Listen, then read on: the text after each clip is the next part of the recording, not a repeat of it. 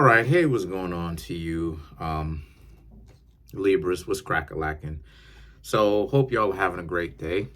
Smash the like button. That way you can get more in tune to the energy of the reading.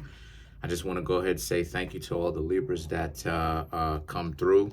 I don't really get too many Libras coming through, but I used to. I want more of you Libras to come through to get the readings, the birth charts, buy the books.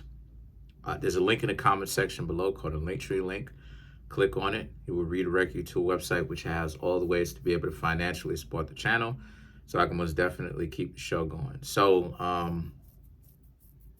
okay, so for you Libras, you have the Nine of Pentacles, the Two of Cups, and you have the Ace of Cups right here, right? So, this is about how it is that you Libras ultimately, excuse me, a lot of you Libras ultimately, a lot of you Libras are getting your stuff together. A lot of you are very much so still kind of cold in New York. But a lot of you Libras are still getting your stuff together. The Nine of Pentacles and the Two of Cups is about, you know, you're striving, what it is that you're striving for. You Libras are striving to create a better way for yourselves, which you're successful in. You're doing it, right? A lot of the decisions that you Libras have made are very much so different compared to how it used to be, I want to say, within the past year or year ago or longer, right? It's better. And the way that we can say that it's better is because this is what it is that you Libras want, and you got here. And the thing is that the Two of Cups now and the Ace of Cups represents how, well, it actually represents a couple of things. On the one hand, it represents how you Libras perceive yourselves. You perceive love, but it also represents how others are going to have to really step their game up in order for them to actually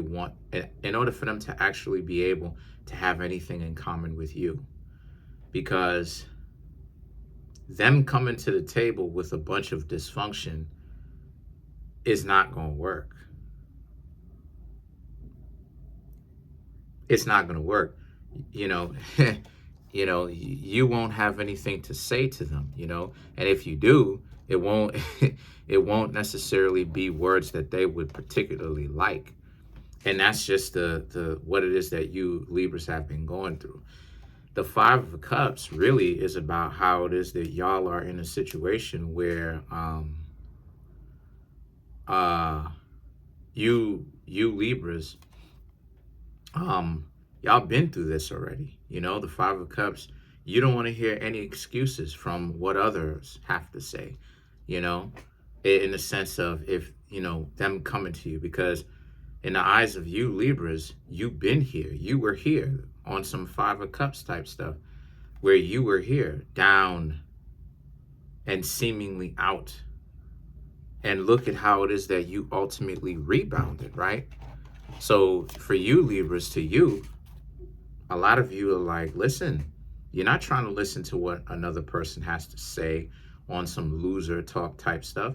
They have to be able to actually they have to be able to move themselves up, right, from their own decision making. Not saying that they can't have help while they're doing it. Of course they can.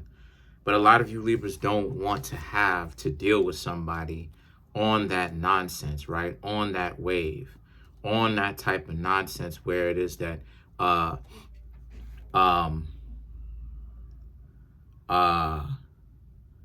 they don't actually want to do anything to really even help their own selves out, because you were in the position that they could be in if they were to come to you in that dysfunctional state.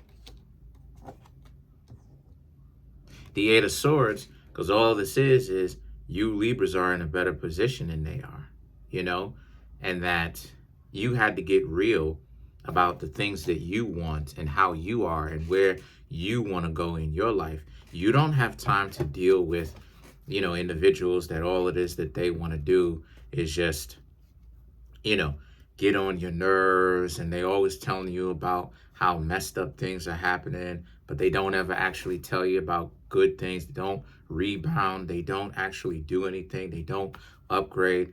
Excuse me. They don't do any of that. You know, the Eight of Swords, if someone is coming to you on some nonsense, for you Libras, it's addition by subtraction. You don't have to deal with them because you don't need that type of tomfoolery in your life, and it's actually better for you to not have them in your life in the first place.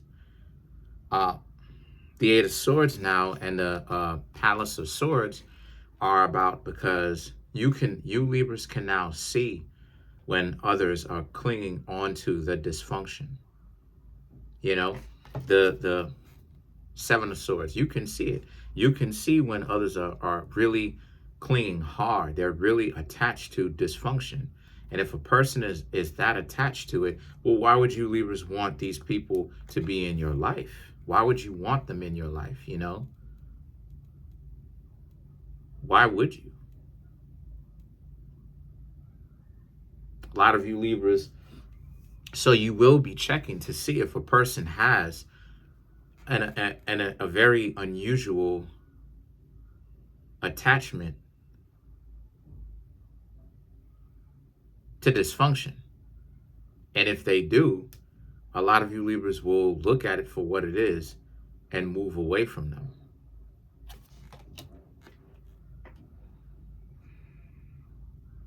Oh, because the thing is that you see that all it is that they're going to do is bring problems to you later. So a lot of you Libras will be wise to stay away from anyone, like you said, who has an unusual fixation on dysfunction. If they're constantly into some stuff, you know what I mean? But the thing is that then you have the Palace of Swords. I think this deck has like 83 cards in it or something like this. So there's definitely obviously some new additions.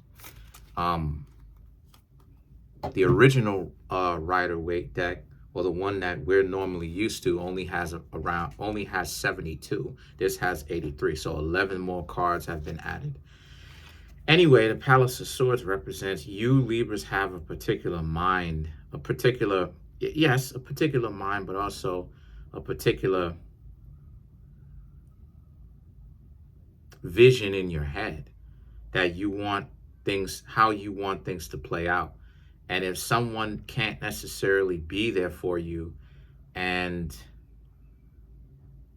incorporate themselves into that vision that you Libras have for yourselves, then I see you Libras not really having any use for them, right? Or, they don't have any use for you or use to you. And if they don't have any use for you, right, then why would you incorporate them into your life and who you are and what you've got going on? The answer is that you wouldn't and you shouldn't. Everybody needs to be useful. A lot of times people get so bent out of shape about being useful, and it's like, so what? You know what I mean? Like, this is what separates the people who are ready for a relationship for people who are not, because a lot of the times the people who just want to be in somebody else's life and dry bag about the things that they want, they are essentially making themselves useless. Because when you hear the nonsense that they have to say, or when you see what it is that they on, all it is that they doing is talking about how it is that they're not going to do this and they're not going to do this for the person that's giving them a commitment. And it's like, this is what I'm talking about. So, because on one hand, it's like, here they are talking about some nonsense, but even the person that's giving them a commitment, they're still being a jerk to. So why exactly? So you're literally showing the world, or you're showing other people why they shouldn't give you a commitment. It's obvious why they shouldn't. Because if a person gives a useless individual a commitment, they're going to be trying to figure out ways on how to weasel their way out of being any use. And what happens to things that have no use? They get thrown in a trash can. You know, if a person doesn't think a gum wrapper is useful, they'll throw it in a trash can. Another person may think a gum wrapper is useful, but at the same time, if a lot of people, right, consensually, not consensually, sequentially don't think of a person as being useful or a thing as being useful, what happens? They throw it in the trash can. Why would anybody want to be around somebody who is constantly trying to think of ways to be as useless as possible? It's like are we gonna kick it together? No. We're gonna go out on dates. I'm gonna have you pay for it all. I'm not gonna carry any money in my pocket, partially because I don't have any, and even if I did, I still don't want to pay. And then on top of that, if you get me to be an adult and pay for my stuff, I'm gonna say no. Right. And you think that this is the reality of the situation. You think that that's how real dating is about. Yeah. You stupid. So a lot of you Libras are staying away from that, right? And then the high priestess,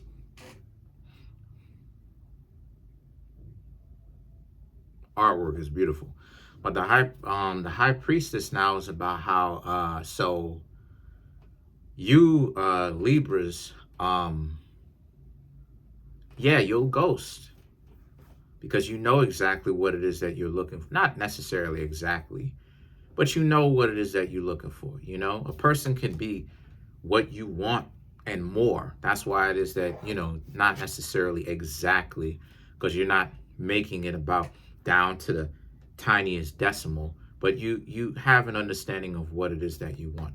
So a lot of you Libras will just leave a person if they're not really showing you any kind of value that they're bringing, because otherwise, what's the point?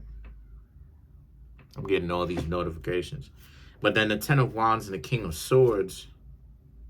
Yeah, the Ten of Wands and the King of Swords.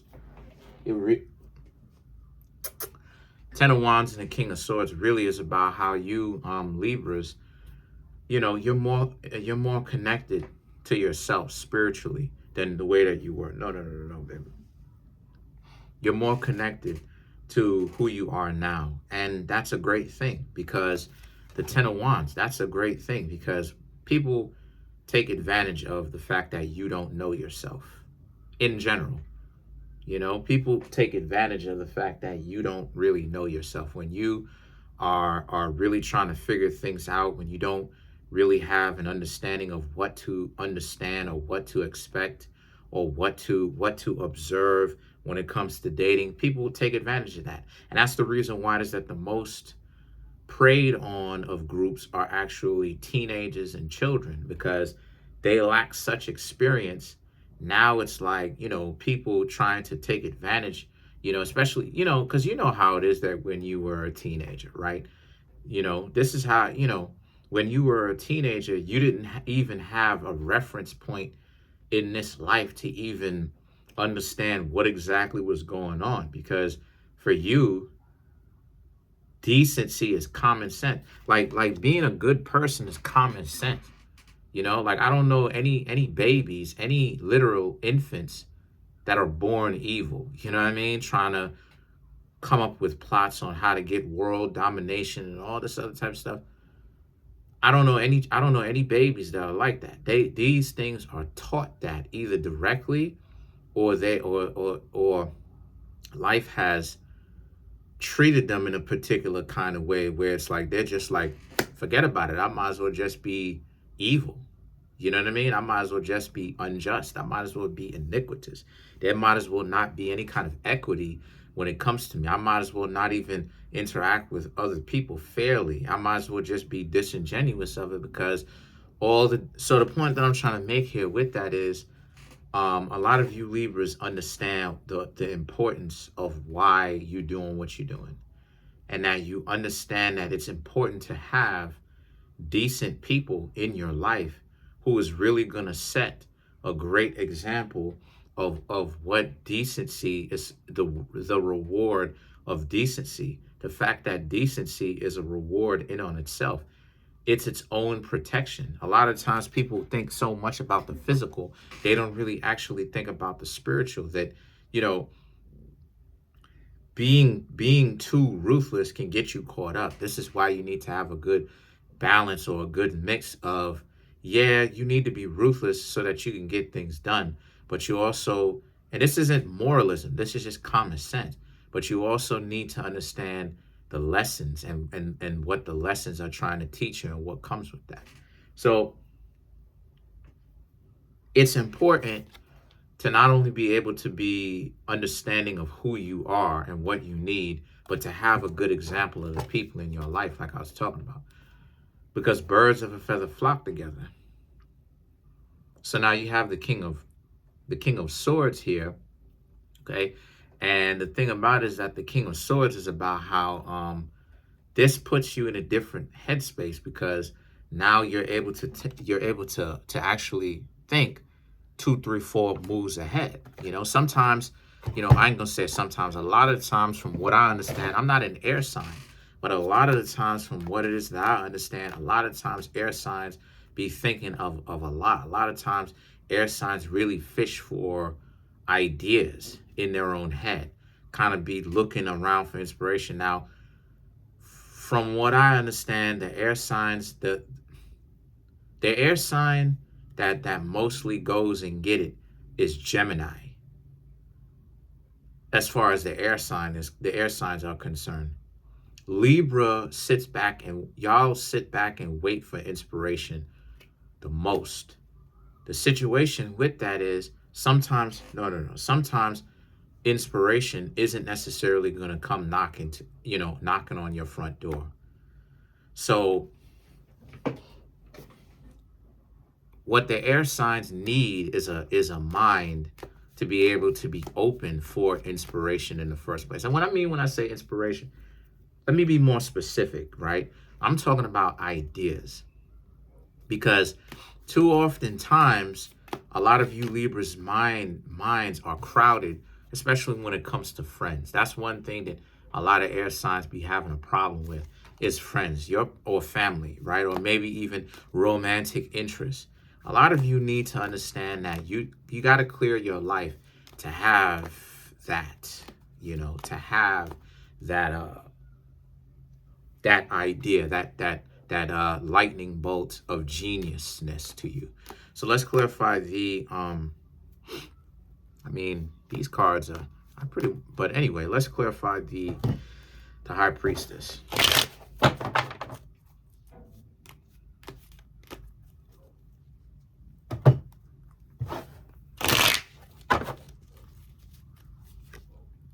The Hermit, Star card, then you have the Magician, then you have the Two of Swords and the Two of Pentacles. Yeah, this right here is a warning to you Libras on how it is that you should go after what it is that you want, go after your dreams and everything like that, but don't allow yourself to be in a position where you don't allow yourself, how do I say this, to be in a position where you end up becoming misguided from what it is that you originally set out to do. A lot of you Libras are trying to balance your dreams, right, with trying to look with your dreams, with, of course, with yourself and, right, your own life, and at the same time balance that out and potentially getting a significant other. And part of the reason why you Libras have been having things so rough is because of the fact that, at one point you need to let go of all the goofies. Now that you Libras have officially and successfully done that, the next step for you now is to be able to get better quality suited friends. Here's the situation with that, though. Most people are weirdos. Most people are oddballs. They act real gangster online. That's why a lot of people are on social media, Because a lot of people tend to act gangster, or tend to act like they cool online, but in reality, and when you really get to understand their character, they should not really be taken too seriously like that, because their character is low budget. They don't bring anything to the table. They don't reach out. They don't say what's up. They don't, you know what I mean? Because they're too busy stunting, trying to look like they cool. So whenever it is that you see that type of buster stuff happening, Libra, that's your cue to leave. You understand? If somebody starts getting on in a way where they're delusional, or they're, just sitting there and they're not bringing a whole lot to the table, don't spend your time hanging out with these people in the first place. The Two of Swords and the Two of Pentacles is about how, because for you Libras have too much going on. And all it is that is going to happen is it's going to incur or stir up their wrath. They're going to be angry at the fact that you're not playing the game. So what you Libras need around you, if you're going to have a social circle, whether it is a romantic interest, friends, or family members, y'all are going to need people around you that actually have some sort of, that bring value to the table, that are spiritually intact. They're not spiritually compromised. So you Libras are definitely on the right track. Start there.